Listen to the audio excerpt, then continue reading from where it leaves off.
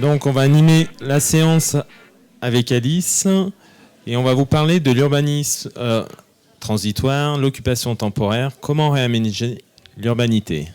Donc je me présente, Jean-Luc Arnaud, je suis responsable du service patrimoine à la DPMG.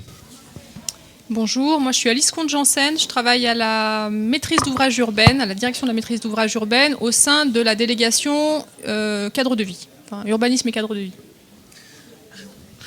Donc on va vous parler occupation temporaire, urbanisme transitoire pour vous essayer de vous montrer qu'on est sur un mouvement où on fait de l'occupation temporaire depuis un certain nombre d'années, depuis de nombreuses années, et qu'on va essayer de tendre vers l'urbanisme transitoire tout en n'abandonnant pas l'occupation temporaire. Donc l'occupation temporaire, en termes juste de précision sur les terminologies, c'est la mise à disposition d'un bien pour un usage sur un temps donné, quel qu'il soit, que ce soit du logement, de l'activité économique ou autre. Et l'urbanisme transitoire, c'est quelque chose qui on est plutôt dans une dynamique dans un temps où on préfigure des usages en vue de les intégrer à terme dans un projet. Donc on a un projet d'aménagement, par exemple, on peut préfigurer un certain nombre d'usages, quitte à ce que ce qui se produit pendant 1, 2 ans, 3 ans ou 6 mois, ça soit intégré à terme dans le projet urbain et que ça modifie éventuellement ce qu'on avait imaginé. L'idée, c'est que ça enrichisse aussi ce qu'on travaille entre nous, puisqu'il y a une grosse dimension autour quand même du faire ensemble, avec les communes, mais aussi avec les utilisateurs, avec les voisins. Il y a un gros ancrage local qui est intéressant dans ces démarches-là. Donc, qu'est-ce que ça nous apporte à nous, métropoles, de travailler sur cet urbanisme transitoire ? D'une part, c'est de répondre à un certain nombre de besoins sociaux, environnementaux, économiques pour répondre à nos politiques publiques. Ça peut nous permettre aussi d'utiliser différemment notre argent, c'est-à-dire que quand on a des biens, en général, on a des coûts de gardiennage pour éviter les squats, les dégradations. Peut-être que ces coûts de gardiennage, si c'est occupé par des personnes, on peut les utiliser pour faire des travaux d'aménagement et de remise aux normes pour une utilisation. C'est une offre d'accueil alternative également à nos politiques publiques, puisqu'on se rend compte aujourd'hui qu'entre le foncier qui est très cher, des coûts de location qui sont chers, il y a un certain nombre d'acteurs qui ne peuvent pas se loger au prix du marché. L'occupation temporaire, ça permet aussi de répondre à moindre coût et de pouvoir aider des entreprises qui se développent ou des petites activités de solidarité qui n'ont pas les moyens de payer un loyer extrêmement élevé. C'est aussi une manière de travailler différemment, de stimuler de l'innovation sociale, de travailler sur des projets mixtes, donc de croiser du social, de l'urbain, de l'économique et d'enrichir nos politiques publiques, de travailler différemment.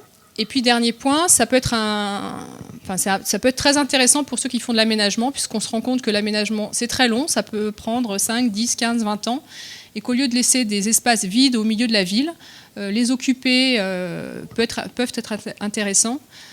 Et c'est aussi un moyen, comme ça a été dit dans les précédentes présentations, par exemple sur le site de l'Autre-Soi à Villeurbanne, de transformer l'image d'un site qui a par exemple mauvaise réputation et de permettre son acceptabilité aussi. Si vous mettez par exemple du logement de personnes vulnérables dans un site, c'est rarement bien vu, mais le fait de l'ancrer localement et de développer un certain nombre de liens avec les populations accueillies peut faire tomber les préjugés et permettre une meilleure acceptabilité du projet. Donc assez vite, les étapes là, qui nous ont conduits à venir ce matin, c'est qu'il y a eu une commande de David Kimmelfeld, président de la métropole, à fin 2018 pour que la métropole travaille sur ces sujets-là, qui sont déjà quand même développés par ailleurs en France et en Europe depuis plusieurs années. Il y a eu une constitution d'une équipe projet, c'est Émilie Gerbeau qui travaille sur la ville intelligente qui a porté cette démarche au départ et qui a constitué une équipe projet assez transversale. Nous avons identifié des sites potentiels, propriété de la métropole mais pas que, puisqu'il y a des sites aussi qui appartiennent à des propriétaires privés. Nous avons sollicité l'agence d'urbanisme qui a fait une restitution d'ailleurs de son étude le 5 novembre aux partenaires locaux pour retirer les plus, les moins des expériences menées ailleurs, puisque comme on est un peu en retard, autant bénéficier de l'expérience des autres pour essayer de réussir plus facilement. Et puis nous sommes en train de sélectionner un assistant à maîtrise d'ouvrage pour nous aider à faire des diagnostics sur les sites, puisque une occupation temporaire nécessite des diagnostics techniques, réglementaires, de besoins de programmation. Quels sont les besoins du territoire? Donc d'aller voir les communes, d'aller voir les acteurs locaux. Tout ça, ça nécessite pas mal de temps, donc on a fait appel à un AMO. Et puis pour l'année 2020, nous espérons occuper des nouveaux sites et puis travailler sur les sites identifiés un certain nombre d'études de programmation. En termes de pilotage technique et politique, donc ce que je vous disais tout à l'instant, c'est une organisation très transversale. Aujourd'hui, il y a un certain nombre de politiques publiques qui sont intégrées. Peut-être qu'il faut les développer, je pense en particulier au grand volet de la solidarité, qui peut-être pourrait trouver petit à petit davantage de place dans ce dispositif. Les collègues également des ressources, donc tout ce qui est juridique, foncier. Nous avons un pilotage politique à 2, 3 et 4 têtes. Alors, ça veut dire que c'est porté par, pour les biens de la métropole, le vice-président à l'urbanisme, Michel Lefaou, le vice-président au patrimoine, M. Caballo. Quand on a une occupation, par exemple, qui est avec une coloration davantage culturelle, le vice-président à la culture, en l'occurrence Myriam Picot, est aussi intégré dans la validation et les arbitrages à prendre. Et bien entendu, le maire de la commune qui est aussi fortement concerné. On vient de mettre en place un petit outil qu'on a appelé la BAP, histoire que ça fasse un peu pop, parce que c'est pas toujours facile. Mais donc la BAP, l'idée, c'est une réunion qu'on va essayer de mener dans un premier temps tous les mois, qui vise à croiser les biens disponibles dont on est propriétaire ou qu'on va acquérir très prochainement, et les besoins exprimés par des acteurs. Ces besoins exprimés par les acteurs sont quand même au préalable instruits par les services métropolitains. Sinon, ça nous arrive en brut, entre guillemets, et ça fait perdre beaucoup de temps. Donc il y a vraiment un enjeu à ce que chaque politique publique instruise au préalable la demande de l'acteur en disant oui, ça fait partie des priorités de la métropole de vous accompagner ou pas. Ou c'est une priorité 1, 2, 3. Voilà. On essaye de faire ce travail-là. Donc, dans le cadre de l'organisation métropolitaine, la DPMG, le service patrimoine existe et il est là en tant que représentant du propriétaire et gestionnaire de tous les biens. Donc la métropole, on est quand même avec un parc de 8000 terrains et 2000 biens bâtis, mais qui vont du petit grenier ou une cave à des usines, style Brandt, et on verra tout à l'heure. Et on est là comme direction ressources à vos services de toutes les politiques publiques. Donc c'est le fait, ce que disait Alice, c'est qu'il faut vraiment que la demande elle soit instruite via les politiques publiques pour vérifier la pertinence de la demande. Après, on a un rôle d'expertise, d'étude, de faisabilité, on met nos moyens en place, sauf les moyens financiers qui sont à rechercher par la politique publique. Et puis après, une fois que tout est validé, on passe à la réhabilitation en fonction des normes, si on est sur un site qui dépend du code du travail ou alors des ERP. Et dans ce cas-là, c'est un peu plus soutenu. On a la maintenance à assurer, bien évidemment. Donc là, sur ce volet-là, on a une recette, comme le disait Alice, qui est importante. On a en recette environ 11,5 millions par an, mais qui existe depuis très longtemps. On a essayé d'extraire aujourd'hui l'urbanisme transitoire sur les 4 délégations. On voit que tout le monde est concerné plus ou moins, ce qui est logique. Aussi, du fait de ses compétences, la DES et la DSHE sont majoritaires sur l'occupation aussi bien du bâti que du non bâti, et la DDUCV sur le bâti un peu plus. Et on n'a pas estimé les recettes parce qu'aujourd'hui, vu qu'on avance sur l'urbanisme transitoire, l'important c'est qu'on arrive à percevoir que tout le monde est intégré et tout le monde a son action à jouer dans ce rôle. On vous a mis quelques exemples, justement, pour illustrer l'urbanisme transitoire sur les points où on travaillait et qui peuvent être importants. Des petites choses pas très importantes dans un quartier, mais qui ont leur importance, les jardins partagés. Là, à la Doua, on en a aussi à la Soie, qui permettent, là, à la Doua, de manière transitoire, on a un terrain qui fait 16 hectares, qui n'est pas aménagé, mais on a mis ce petit jardin partagé qui permet du lien social dans le quartier et aussi une ronde des citoyens et nous alerte s'il se passe quoi que ce soit. À la Soie, on a un petit reliquat urbain qui n'est pas encore aménagé, qui crée du lien social avec tous les habitants. Donc c'est sympa. Sur la matière écologie, on met aussi des terrains à disposition des apiculteurs ou alors des citoyens apiculteurs. Deux photos aériennes pour sensibiliser qu'on intervient aussi sur le rebondement agricole et qu'on acquiert. Les collègues du foncier acquièrent aussi. Tout à l'heure, il y avait Hilda Drey qui est responsable de la stratégie foncière qui nous a remarqué à juste raison qu'on acquiert aussi des terrains qui ne sont pas en réserve foncière mais en occupation pour des politiques publiques. On va acquérir pas mal de terrains, soit pour les PPRT, soit pour les champs captants. Donc là, ils seront figés.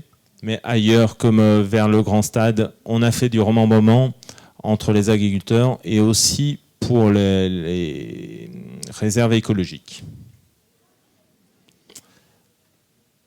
Une autre aussi, de nombreuses acquisitions industrielles. À mes yeux, là, on a un entrepôt qui servait aujourd'hui à une entreprise. Elle vient de partir. Donc là, elle est dans la moulinette de la BAP, justement, pour une occupation temporaire. Après, on a d'autres sites un peu plus importants, style Émile Decor, là, qui a une thématique forte pour les collègues des SHE, pas des SHE, des IAE, sur ce qui est numérique et film. Là, c'est Nathalie Tivan qui nous aide au quotidien. On a 35 lots dedans. Pour des SHE, puisqu'on a essayé de vous illustrer toutes les délégations et toutes les parties. Ça tombe bien puisque ce matin, le président en parlait, les mineurs non accompagnés.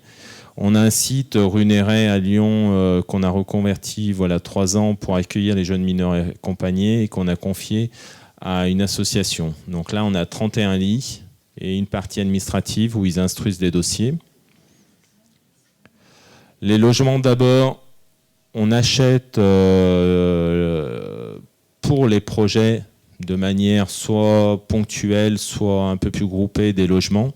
Donc certains sont encore en bon état, voire on en réhabilite et on remonte un peu la norme puisqu'on a aussi la responsabilité de la dignité à la métropole. Donc on se doit de loger nos citoyens de manière digne.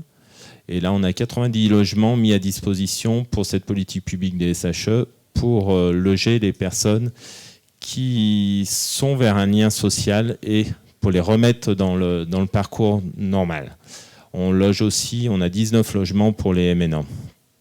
Et puis comme hier soir, on avait dans le cadre du péril aussi, on a relogé un citoyen, puisqu'on a là aussi la politique et la responsabilité du péril. Et on avait à Lyon 7e un appartement qui était frappé de péril. Dans le cadre de l'économie circulaire et solidaire, il y a eu un appel à projet 1, et là, une illustration à Villeurbanne, rue de la Poudrette. On avait acquis un terrain avec des entrepôts et on l'a mis à disposition de Mineka et des ateliers Emmaüs. D'autres exemples qui illustrent aussi la transversalité. Dernièrement, on a fait une opération commando entre la DPMG, la DEMU et des IAE pour reloger les startups qui étaient dans un établissement privé Bellarcamp qui a brûlé. Donc on les a répartis pour ceux qui voulaient sur divers sites de l'agglo. C'était soit des bureaux, soit des ateliers. Et là, on est bien dans l'urbanisme transitoire et d'urgence aussi. On met à disposition aussi des terrains aux collectivités. Là, en l'occurrence, c'est pas la fête de la lumière, mais c'est Luna Park. On met à disposition le terrain de la ville de Lyon sur Confluence qui accueille Luna Park et les cirques. Un collègue à la séance d'avant nous faisait remarquer si on mettait aussi à disposition des terrains sportifs pour les villes ou en travaillant en partenariat avec les villes. On lui a cité 2 exemples, mettons sur la place d'armes de Blandan, il y a une école éphémère dessus. À Villeurbanne, on a mis aussi à disposition une partie de la cour d'un collège pour une école éphémère pour la ville de Villeurbanne. Et à l'inverse, à Saint-Priest, on avait mis à disposition un terrain pour le baseball, et là on l'a repris pour construire un collège. Donc on travaille depuis longtemps là-dessus et on s'affirme, puisque nos politiques l'affirment et nos exécutifs nous demandent de travailler là-dessus. La halle de Bourg, donc là on a l'actrice principale dans la salle qui a activé cette belle animation sur un vieil entrepôt de transport pour les peintures fraîches et ce festival. Au préalable, il y avait eu aussi une autre animation de théâtre via les Nuits de Fourvière. Là, le site Brandt, on a acquis ce site il y a déjà 5 ans pour essayer que Centraux, des moteurs électriques suite à Brandt, puissent vivre, mais ils sont partis avec la mondialisation sur d'autres pays. Et je dois me dépêcher. Et entre-temps, nous, on a fait de l'urbanisme transitoire en accueillant les Nuits sonores, la Biennale d'art contemporain. On a aussi FR3 qui tourne une série là, qui est pour 2 ans dedans, et une association qui a les bureaux. Je passe la parole à Alice qui va poursuivre.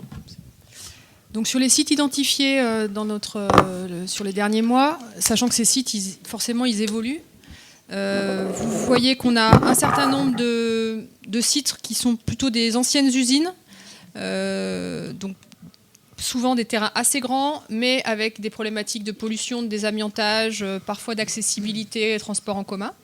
Voilà. On a aussi des sites qui sont situés dans le cadre de projets urbains, donc à Saint-Fond, à Vaux-en-Velin, à Oulin. Des terrains à Blandan également. Quelques espaces publics, là on vous cite juste la place Grand-Clément à Villeurbanne, mais il y a aussi la place Durel à Saint-Fond, puis il y a d'autres sites qui font l'objet d'occupations temporaires. Et puis, certains nombres de propriétaires divers et variés sont également propriétaires de biens sur lesquels on peut faire de l'occupation temporaire. Donc la caserne Rabi par Lyon Métropole Habitat à Bron. Les sites SNCF aussi, qui sont quand même en général des immenses sites. Par exemple, les Halles Jean Massé, qui se situent près de la gare. Là, il y a 6 hectares de disponibles sur lesquels la SNCF souhaiterait faire de la mise à disposition de l'occupation temporaire ou de l'urbanisme transitoire. Ou aussi Bouygues Immobilier, par exemple, qui est propriétaire de Nexan à Lyon 7e et qui va y faire pendant 2 ans de l'hébergement d'urgence. Donc, peut-être rapidement, voilà, les sites de Saint-Priest-Solième, qui est à côté de la caserne Blandan, pour ceux qui connaissent un peu l'endroit, où on souhaiterait pendant 6 ans faire une... Chabal, pardon. Monsieur complet. Merci. Donc pendant 6 ans, on souhaiterait y faire de l'occupation temporaire autour plutôt a priori de l'économique. Donc ça nécessite des validations politiques qu'on n'a pas encore eues. Mais on est en cours, avec un certain nombre de travaux préalables de désamiantage. Sur la caserne Blandan, il y a 2 biens qui pourraient aussi faire l'objet d'occupation temporaire, dont le site des écuries que vous voyez là. Lyon 7e, donc il y a Céline Miglior, si vous voulez, qui est présente dans la salle, qui pourra répondre aussi à un certain nombre de questions. Donc le site de Fagor-Brandt qui accueille en ce moment la Biennale d'art contemporain. Le site de la Halle de Bourg, dont on a parlé également, où il y a eu le festival des peintures fraîches, et ça va se poursuivre. Un autre site dont on n'a pas parlé, mais qui est l'autre soie à Villeurbanne, que la métropole accompagne fortement. Il y a un petit film, pour ceux que ça intéresse, qui se situe dans la présentation du carré de soie. Et puis on a des sites privés comme les Halles du Faubourg qui sont en occupation temporaire depuis 1 an et demi. Ça va durer jusqu'à cet été. Et ensuite, un certain nombre d'activités. Le projet va démarrer, donc les activités vont devoir partir. Certaines demandent à être relocalisées, mais d'autres non, pas forcément. Et puis on a les Halles Jean Massé, donc ce dont je vous parlais à l'instant, où la SNCF souhaiterait mettre à disposition ces terrains pour une occupation temporaire sur un temps assez long. Voilà pour la présentation.